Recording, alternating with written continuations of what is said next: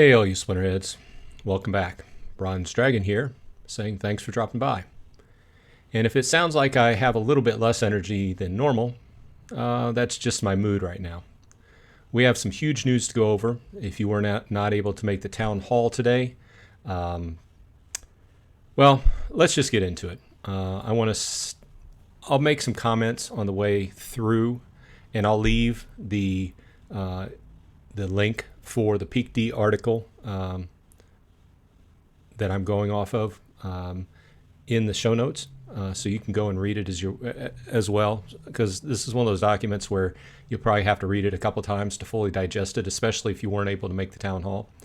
But I did sit through the town hall, and let's go ahead and read the documents. And I want to be very clear on this because I don't want to misquote someone, and I don't want to put any words into anyone's mouth. And in this case, it was Matt who was doing the announcements. And he was talking at the town hall. But this announcement is basically what he talked about. There were some sideline questions and such, but we're just going to stick with the announcement and go over it and try to dissect it a little bit. I really was hoping that after what happened late last fall around Christmas time, we wouldn't have to do this again. And, I'm not going to say it surprised me, but I'm going to say that with how they've been talking about it, and it looks like my mic is up a little bit too high. With how they've been talking about it lately, I was having high hopes that maybe the finances were doing better, but apparently not so much. And I'm not going to read a whole lot into it because Matt did say that they still do have money in the bank or anything and everything, but they had to make some financial decisions, right? And it's clear that Matt did not think that things were being handled right. I guess that's fair to say because he did say that. So let's go ahead and read the statement and then talk about it. It is with a very heavy heart that I announce that we are once again forced to significantly downsize the Splinterlands organization. The people here are like a family more than like co-workers, and most of us are here because we genuinely love the Splinterlands product and want to be part of it, which makes it extremely sad and difficult to have to let anyone go. That being said, we have a responsibility to our community and to all stakeholders to manage expenses appropriately so that we can ensure that Splinterlands can always weather the tough times, no matter how long they may last, and that means we sometimes have to make tough decisions. Many of you reading this will probably feel quite frustrated about the situation and the past decisions that led us here. Please know that I share your frustrations, which is why this announcement is not just about reducing expenses, but also about how the business will be restructured and will operate very differently from how it was in the past, and ensure that we not only never end up in this situation again, but that we are well positioned to capitalize on the amazing potential we have in Splinterlands and our other products and partnerships going forward. So on this, I will say that if you didn't make the town call, he went into a little bit more detail on basically how he felt the business up to this point had gone astray, and it wasn't exactly run the way he thought it should have been run. And he was very to the point and to the matter of fact that he had disagreements with Aggie a lot of times. So one way or the other, he made the statement, and he furthered by saying, giving some good examples of how the change of business was going to occur within Splinterlands, the company, Steam Monsters, okay? And I got to say that his reasoning is sound to me, Everything he said seemed like it had sound foothold as far as what he's trying to do with the company and save money, yes, but further looking, bigger picture looking way down the road instead of just to the next card sale, right? So I would say that if you haven't watched the town hall, after you get done watching this, go ahead and go watch that, because he did give some good examples, and I feel that his reasoning is sound. Okay, so let's keep reading, and I'll go over some. I'll release some more of my feelings on the matter as we go along here. But I just wanted to make that statement. Now, the major business change here is that they're splitting out the non-Splinterlands products. Okay. Now I'm going to go back into reading because I specifically don't want to read any, put any words in his mouth, right? First and foremost, all projects and initiatives that are not part of the core Splinterlands product will be split out into a separate entity called Invenium Corp. This includes Genesis League Sports, the Invenium platform, and everything else except Splinterlands and Soulkeep, which is considered to be part of Splinterlands. Invenium Corp will be wholly owned subsidiary of Steam Monsters Corp., the parent company, and will be led by Agrode. Okay, very straightforward. They're splitting into like two companies. One company is going to handle Splinterlands and Soulkeep. The other company is going to handle everything else. This has a number of legal implications as well as financial implications, right? He was asked directly at the end. Someone asked, is this to keep one section from bringing the other company down, and would they help each other? And he plainly said that that's the goal, right? To kind of put a separation there, but it's not out of the question for one side to help the other side. So that's still in play here. So there's legal implications here as well as financial. So we feel that there is still a massive opportunity in that part of our business, meaning the Invenium part. And frankly, I've said this before when they started talking about that. I love the whole idea because the whole mindset in producing software these days is SaaS models, software as a service, or platform as a service, which PaaS, which I guess that's what they would fall under, where they've developed this platform that so many other businesses could take advantage of under the Invenium name. I'm guessing that's what they're talking about. So if I'm wrong, point it out in the comments. But I think that's what they're talking about. But I love that whole idea. But they believe it's a massive opportunity. But having our leadership team splitting their time between Splinterlands and Invenium has led to neither side getting the focus and attention they need. And I'll agree here. I think that there's been so many different things, and I've referenced this. It's like in multiple of my videos, it's like there's so much stuff going on just from a player's perspective. Think about that and multiply that times 10 or 50 when you're thinking about being on the actual team that's trying to get it done. So I think most people, while there are some people that are good at multitasking, most people benefit from being able to concentrate on one job to get it done, especially a very complicated job. So I can agree with that. Splitting out the organization in this way will allow for each of the companies to have their own separate funds, sources of capital, and leadership teams that can focus their full time and attention on their product lines. I am very much looking forward to seeing Agrode continue to build out the Invenium platform, the Genesis League Goals game, and unlocking the value of the amazing partnerships and IP deals that are part of the ecosystem for the benefit of everyone involved. Steam Monsters Corp., which will operate Splinterlands and Soulkeep, will be led by me, Yabba Matt, going forward. This will ensure that Splinterlands team is 100% focused only on Splinterlands and directly related products, and that all funds taken in from Splinterlands product sales will be used exclusively for the improvement and growth of the Splinterlands game and ecosystem.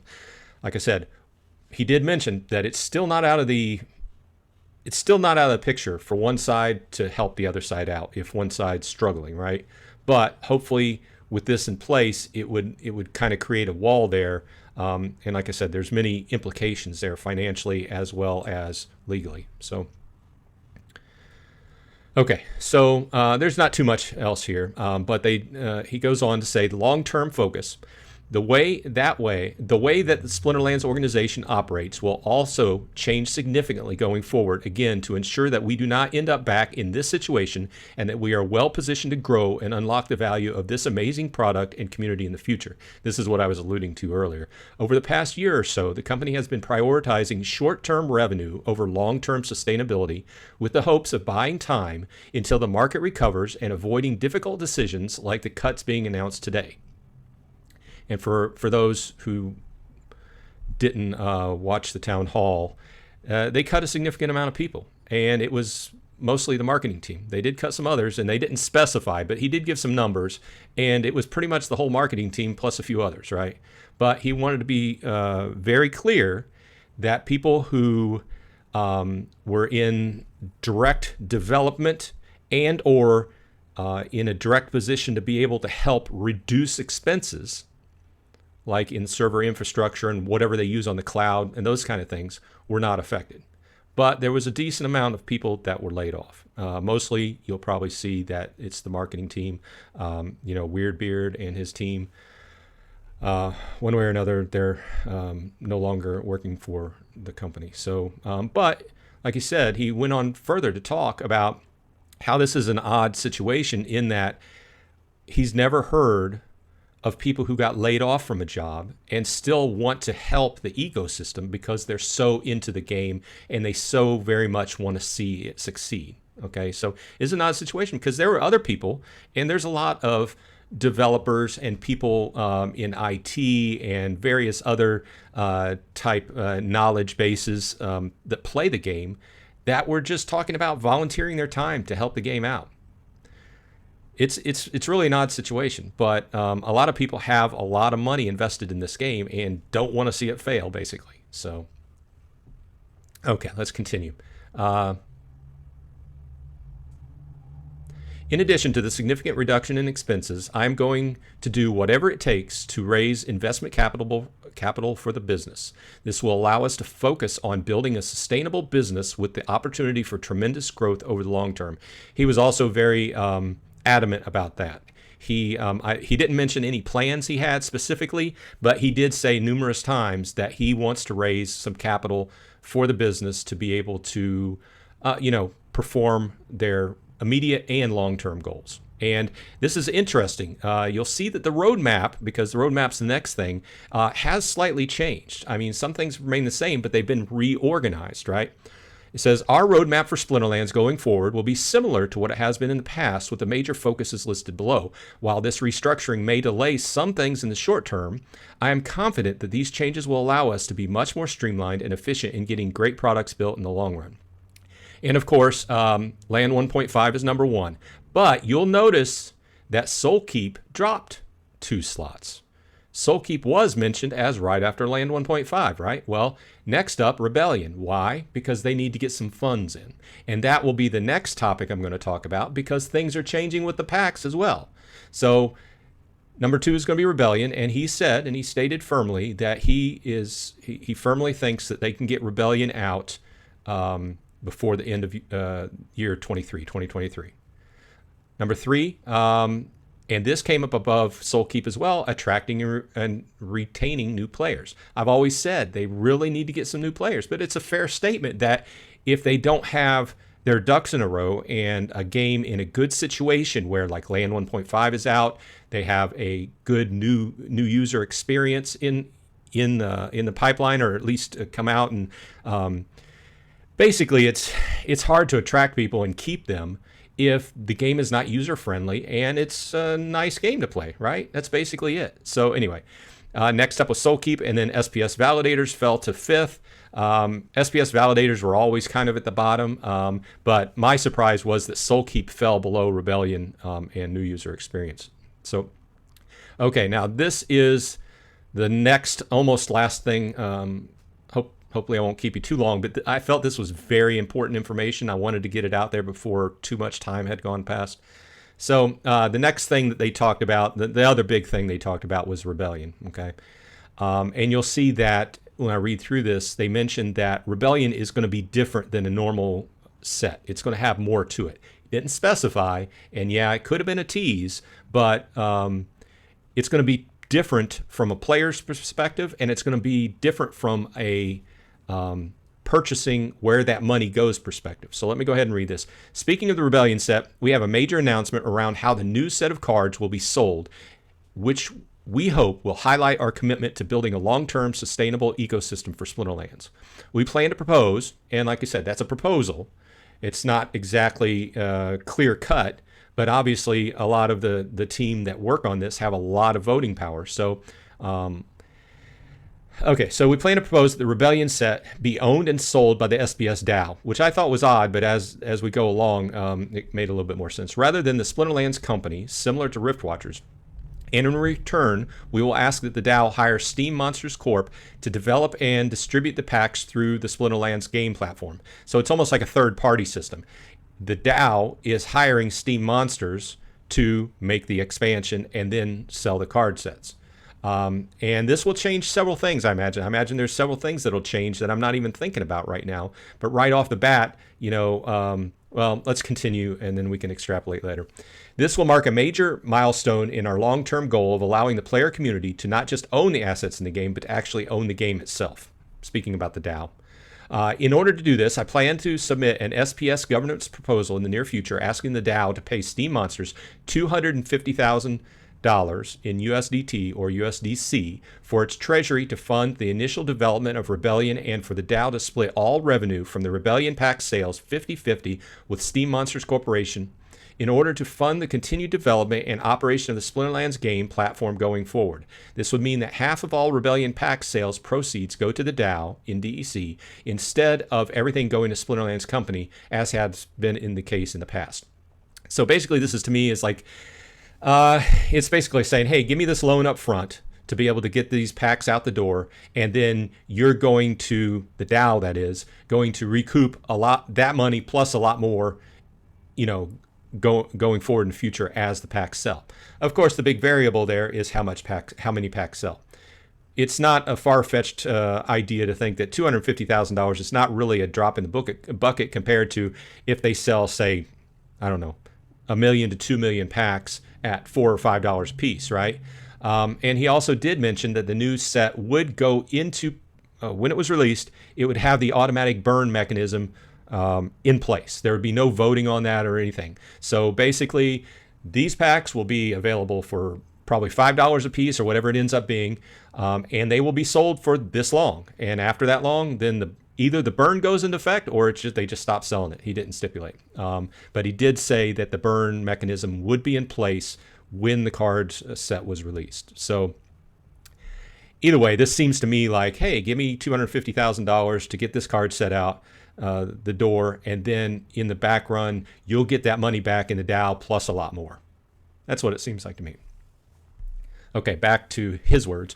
As you can imagine, if approved by the staked SPS token holders, this could potentially lead to millions of dollars worth of DEC going to the DAO and being taken out of circulation over the life of the set, which I expect will help put both the community and the company in a much better position in the future.